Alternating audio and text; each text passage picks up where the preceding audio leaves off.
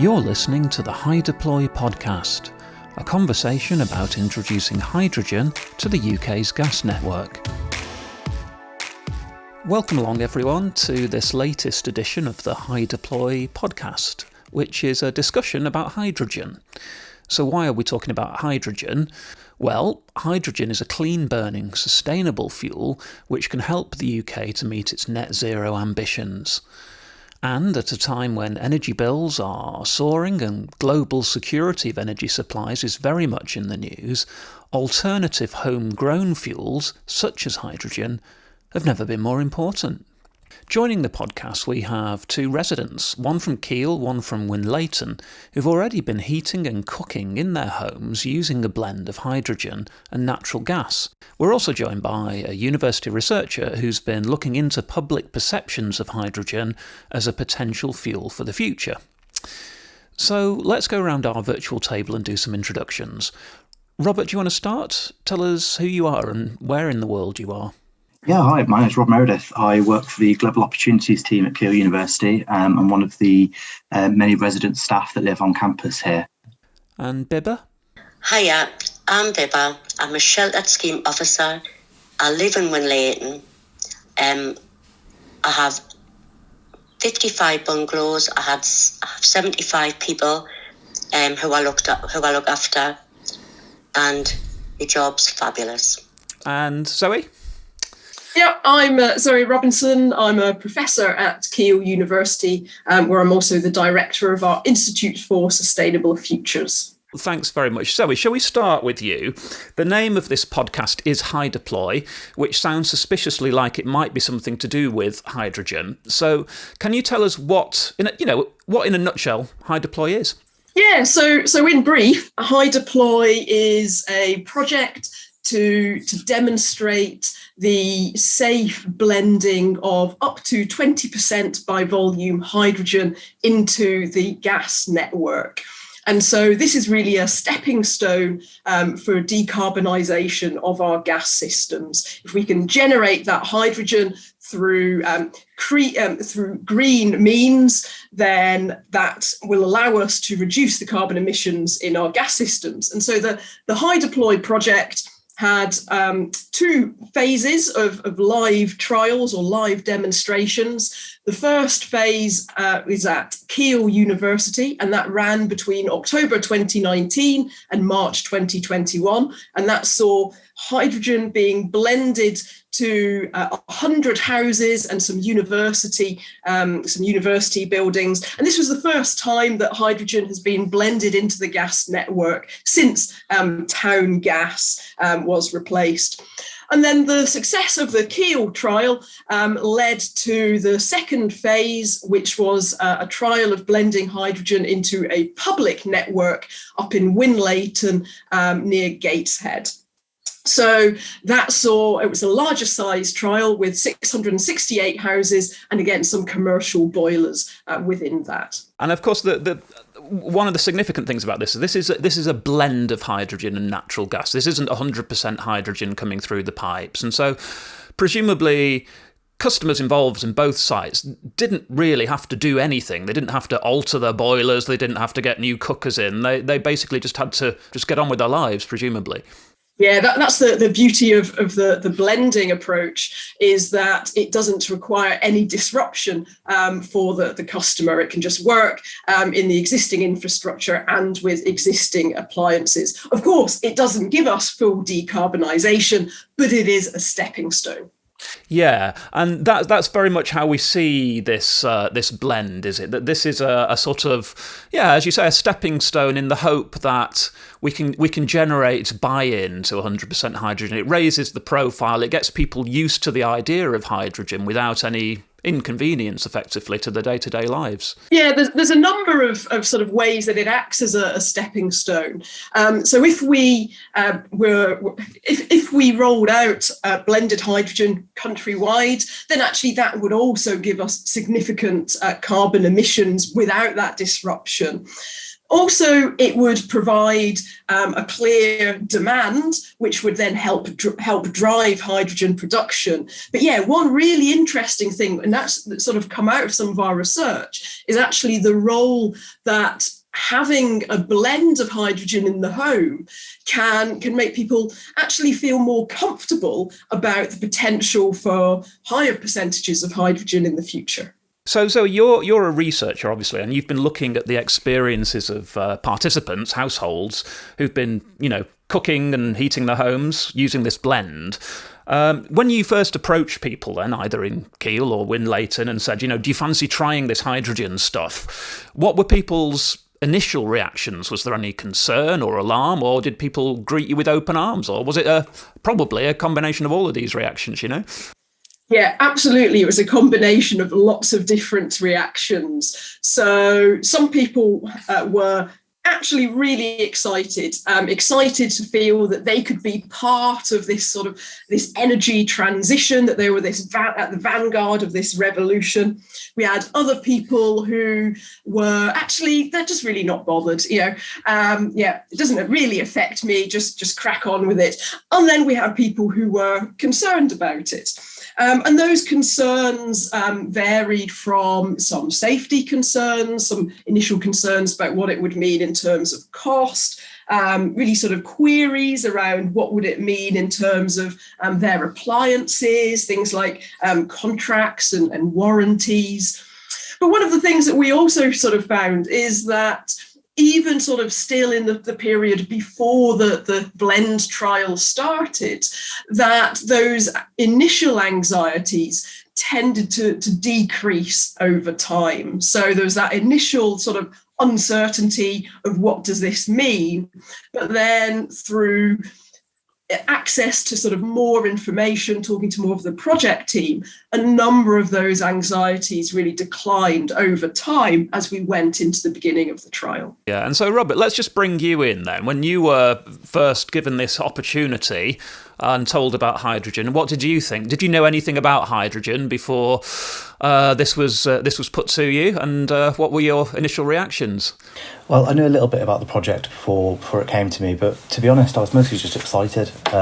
Anytime there's an opportunity to get involved in something that's going to help the environment, particularly if it's a research project at Keele, I've been more than ready to be involved. I think for me, the highlight here was that it didn't really involve very much from me. The most I had to do was be available for some engineers to come and check my property and check that the boiler was ready. But beyond that, it was very much have it going and forget about it, really.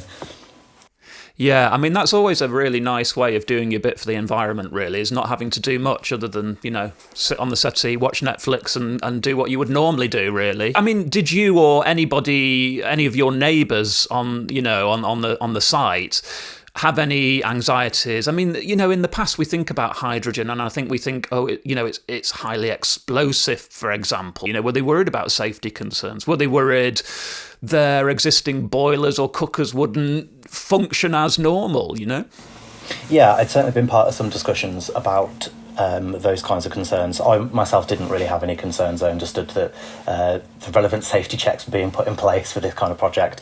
But yeah, I certainly had a few conversations with others that lived on campus who had some concerns about potentially older boilers being sort of needing to be retired as a result. And there were a few minor discussions about safety, but very quickly everybody else in the conversation brought it back to the reality of that this is gas mains that are being worked with here, and realistically those are safe enough that we all use them in our lives day to day, so having some hydrogen in there wasn't really going to be much of a safety concern. And Bibba, how did you and the residents you work with react when you were first approached in Winlayton? Well, we got the letters, and so obviously, the residents were coming and saying, Bibba, what's happening with this gas thing and that? I says, well, obviously they're going to have a meeting with me. I says, so that, if everybody wants to come into the centre, and they're going to explain everything, what's going to happen, because we're going to be on trial for this. I says, there's only 670 homes plus the school that is going to be in this project. So they were quite what's going to happen then? We're not going to blow up or anything like that. I went, no. You know, though some of them were quite happy about it. Other ones were like saying, but you know, what if something goes wrong and we get blown up? I says, it'll not happen like that. There's only 20% or 25% that's going into the gas. So they come out and meet with all, and they were absolutely brilliant with them. Explained everything to them. And Bibba, given your role as a sheltered scheme officer in Winlayton, presumably you had to field quite a few questions yourself, did you? Oh, yes. You know, I had told them, I says, you know, once this is up and running, I says, we're not going to see any change in it. You know, I says, you're not going to see any difference once the gas starts to come in. You know, but once it was up and running and we had another meeting with them and I says, well, what do you think? And I went, I haven't noticed anything. And quite a few of them didn't. They didn't notice anything. And Zoe, what about bills? I suppose if you were introducing this project today, that would be everybody's first question. Yeah, I think there was a bit of a difference in terms of how much sort of cost came up as an issue in comparison sort of between the Keele and the Winlayton sites. At Keele, it didn't really sort of come up. There was a few sort of comments, and it was usually around, well, cost might be a problem for other people. Now, one thing to bear in mind is that actually the hydrogen that people were receiving in their homes through this trial, they weren't paying for. So actually, as part of the whole HyDeploy project, they actually had slightly reduced bills because of the hydrogen component. But certainly from the Winlayton responses, there were more questions and concerns around cost.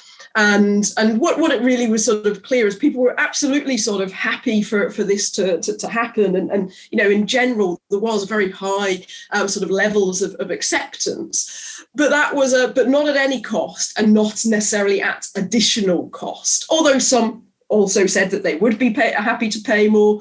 But there was also a lot of concern for those people who are already struggling to pay bills, and that will be a lot more people from when we did the research last summer. And and there was a real feeling that, you know, the clean energy transition can't happen at the expense of those who are already sort of most vulnerable in terms of cost.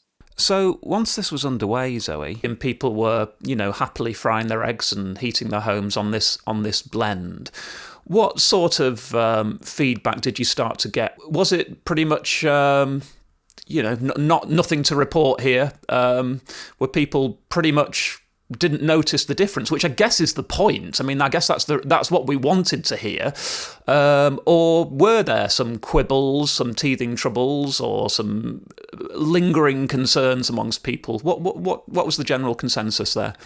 Yeah, so the research that we did, we carried out interviews at Keele before the trial started, and a survey and interviews before the trial started in Winlayton. And then at Keele, we carried out some further interviews towards the end of the trial. And absolutely, at that point, there was a feeling from those that we spoke to of, yeah, it's just happened, haven't even really thought about it, and almost, you know, us coming in and asking people was sort of the first time that they might have actually thought about it for a while. So I think it really did sort of do what it's supposed to do, which is cause, you know, no disruption or no change to people's lives. So it's absolutely one of those instances where, you know, the almost the boring result is, well, you know, nothing happened, no one had anything to say, and throughout, you know, there weren't any sort of complaints coming through, there weren't additional sort of faults being reported, and that is all of course, you know, the success of the trials. Yeah, absolutely. In some ways, no result is the result you want, really, in this case. Yes, boring as it is, and, you know, it doesn't make for a necessarily fantastic podcast, but it is the result that you were looking for. Robert, I mean, your eggs didn't taste any different, did they, when you were frying them on a blend of hydrogen and natural gas? Not at all, no.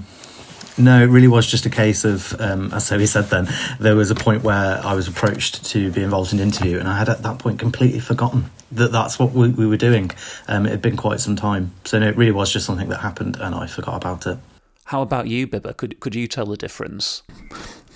The only thing that we noticed was my husband was cooking a pie, right? And I tell them all this, the interviews that I've had, that he was making a corned beef pie and he put it in the oven and he always has it on the same temperature.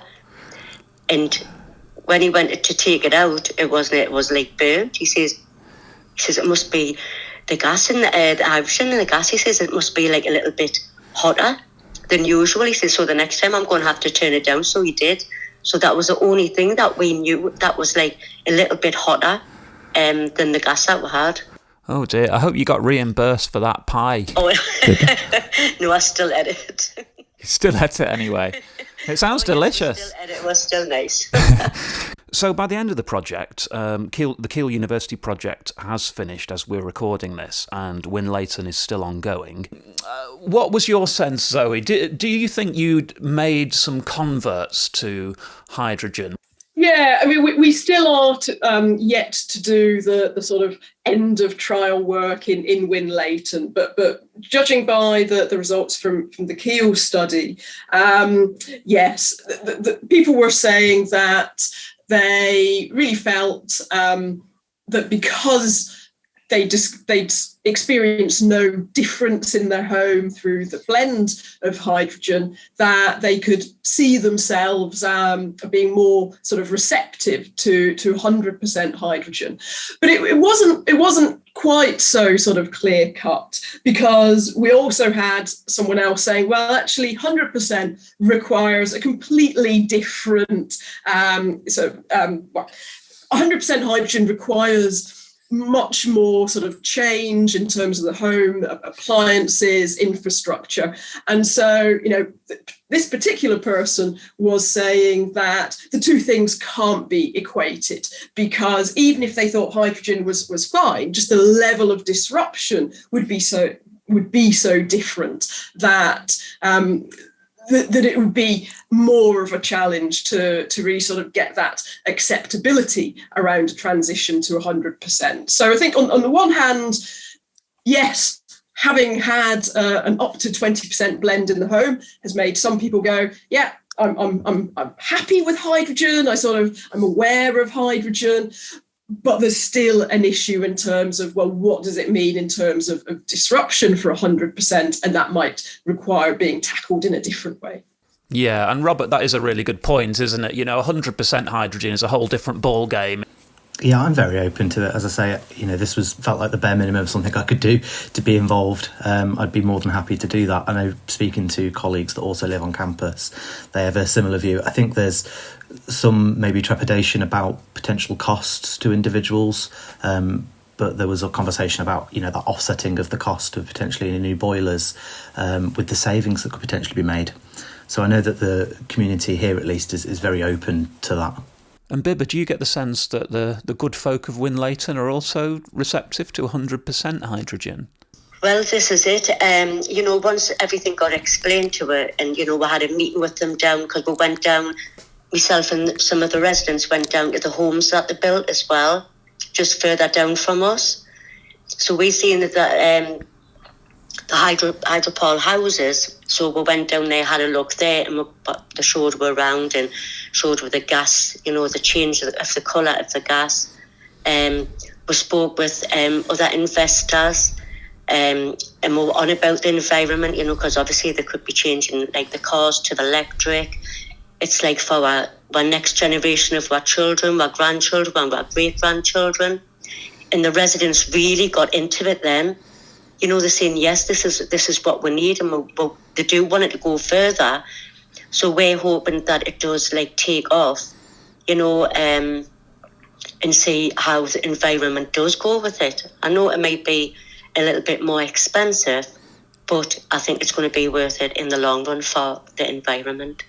Do you think we still need to do more to make the case for hydrogen amongst the wider UK public? I mean, obviously you're quite well versed in this, but do you think hydrogen's still got some way to go in terms of general awareness of the role it can potentially play as we move towards net zero?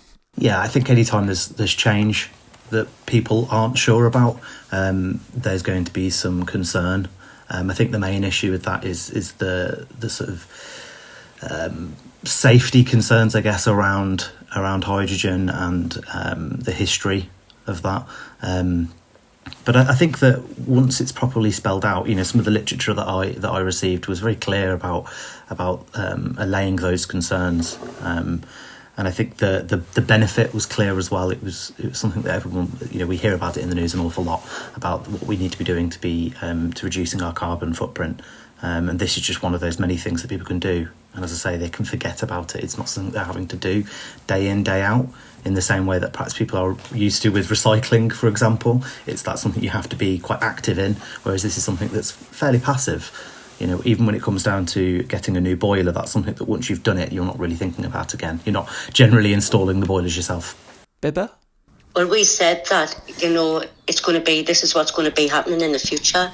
So why don't we start doing it now? Because it is going to benefit, like, everybody, like, as you say, our grandchildren, our great-grandchildren. In the future, it is going to take off, and I think it's going to be quite big. It's going to go all over the world. And this is what, I says we can always say that we've been a part of it. We had somebody from Ireland over last week, and we said, if it doesn't take off over there, bring us over and we'll tell them exactly what's happening. Because I was just being so excited about it. And we said that we would change our boilers and we would do anything we could, because I said, in the future, I wouldn't mind buying a house that's got everything in it. And so based on your experience of the project across both sites, do you feel quite optimistic about the future of hydrogen as part of the solution to net zero? Yeah, I mean, I think there's some big decisions to be made at government level about the particular sort of roadmap, particularly around sort of domestic heating, and I think that's another sort of discussion about sort of the different technologies that can be used and where they should be applied. But in terms of if we go down a hydrogen route within heating in the home, then clearly social acceptance is really important. And that's why we made sure that we sort of built this social science research into the HyDeploy project. So we could start to learn about consumers' experiences of hydrogen, who are actually experiencing it in their own home. I think there's some really important areas that need to be engaged with a bit more to sort of generate more of a dialogue around hydrogen with the general public. I think that there's much lower levels of sort of understanding around hydrogen and what role it might play in the energy transition. And I think associated with that, it's really important to make sure that we talk very sort of transparently around hydrogen production and different hydrogen production methods, because what I think we would take away from some of our research is that for those who are very positive about hydrogen, there's an assumption that the hydrogen is green, but of course it depends how hydrogen is produced. And so I think we need to just sort of be starting to generate sort of a more mature discussion around different hydrogen production methods when we're talking about hydrogen as a solution. There's one thing that I would just end with, which came out quite strongly, which was, I think, where people felt really supportive of hydrogen, it was because of that association of their place where they lived being absolutely at the forefront of this new energy revolution. And so, really tying in these innovations to these ideas. People are proud of where they live, and I think that's a really effective way to try and bring people on board with new sort of transition technologies that we might need. And Bibba, is that sense of local pride something you and your neighbours can relate to? Oh, do you know what? They were over the moon.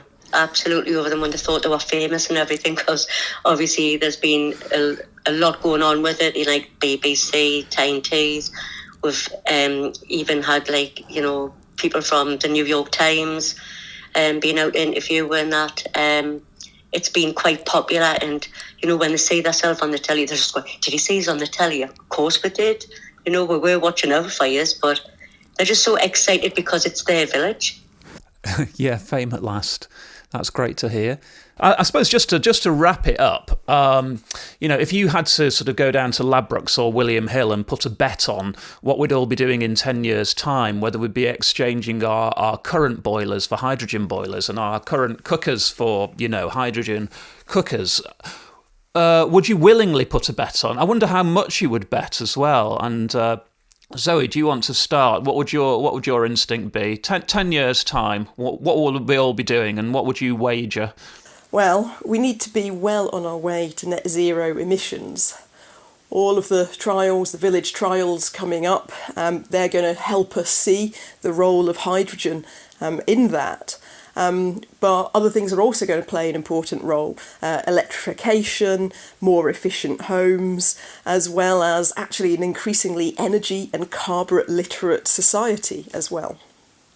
It's also really important that we bring everyone with us in the energy transition, and that means working closely with the wider public, not just to help everyone understand what the energy transition means for them, but to make sure that the wider public's voice is heard and informs the approaches and the decisions made. Thanks, Zoe. I noticed you didn't mention how much you would actually bet on a hydrogen future, but we'll let you off. How about you, Robert? Well, I think that I'd like to be quite optimistic and say that in 10 years' time we will have seen some changes to this country's approach to fossil fuels. I can't say that I have any particular confidence to the point where I'd be putting any of my own money down. But perhaps maybe I can look at what money I might save between now and then and maybe put that down as a bet either way. And Bibba? Oh, I would fancy the bet, definitely. I would fancy the bet. But I think I would get all the residents involved as well, and I say, right, we'll put my first 1,000 on. Everybody put 1,000 on and see what we'll get back. I would definitely say, come on, get down to the bookie shop, and we'll have a bet on it. But I think it's going to take off in the future, definitely. Thanks for listening. HyDeploy is a partnership between Northern Gas Networks, Cadent Gas, Progressive Energy, Keele University, ITM Power and HSE Bespoke Research and Consultancy. You can find more information at hydeploy.co.uk.